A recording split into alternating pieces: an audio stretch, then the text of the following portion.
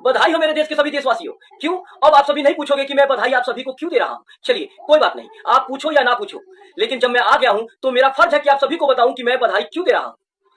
आप सभी को पता है कि इस समय देश में वित्तीय संकट आया हुआ है और वित्तीय संकट से निपटने के लिए हमारी देश की सरकार, केंद्र की सरकार और मोदी सरकार ने आप सभी को इस काबिल समझा है कि आप सभी का योगदान के लिए भारत में महंगाई को लेकर आ रही है, वित्तीय संकट से निपटने की तैयारी कर रही है केंद्र सरकार, मोदी सरकार, हमारे देश की सरकार। अगर हम वही बात करें दूसरे देशों की, तो वहां की सरकार इस वित्तीय संकट से निपटने के लिए वहां की जनता पर इस वित्तीय संकट का असर ना पड़े, उनके जेब पर असर ना पड़े, महंगाई को कम करने के लिए पेट्रोल पर, खाने की वस्तु पे, डीजल पे, दूध पर रेट को कम कर दिया है। तो वही हमारे देश की सरकार, मोदी सरकार और केंद्र की सरकार इसको बढ़ा रही है। अब कहेंगे जो विदेश की सरकार है वो मजबूत है और आर्थिक रूप से संपन्न है। तो आप सभी को बता दूं कि हमारे एक पड़ोसी जो देश है जिसका नाम है नेपाल, नेपाल ने वित्तीय संकट से निपटने के लिए वहां की जनता पर इस वित्तीय संकट का असर ना पड़े, पेट्रोल पे 3 रुपए, दूध पे 2 रुपए और गैस सिलेंडर पर 750 रुपए कम कर दिया है।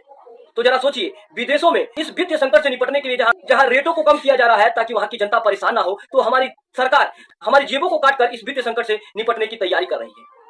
हमारे देश की सरकार ने आप सभी को एक सुनहरा मौका दे रही है कि इस वित्तीय संकट से निपटने के लिए, देश को सशक्त बनाने के लिए, देश को मजबूत बनाने के लिए, संकट से लड़ने के लिए महंगाई को मात आप झेलें। वाह वाह है मोदी सरकार, वाह है हमारे देश की जनता। तो बधाई हो मोदी सरकार जी और बधाई हो हमारे देश की जनता जी, क्योंकि महंगाई की मार सीधे जनता पे पड़ने वाली है और जेब जिसका कटेगा वो है देश की जनता। मैंने एक पहले ही वीडियो में बनाकर कहा था, बात अगर कंप्रोमाइज की आती है तो देश की जनता करेगी, अगर बात कोई वित्तीय संकट की आएगी तो महंगाई का मार झेल कर जनता से पूरा किया जाएगा।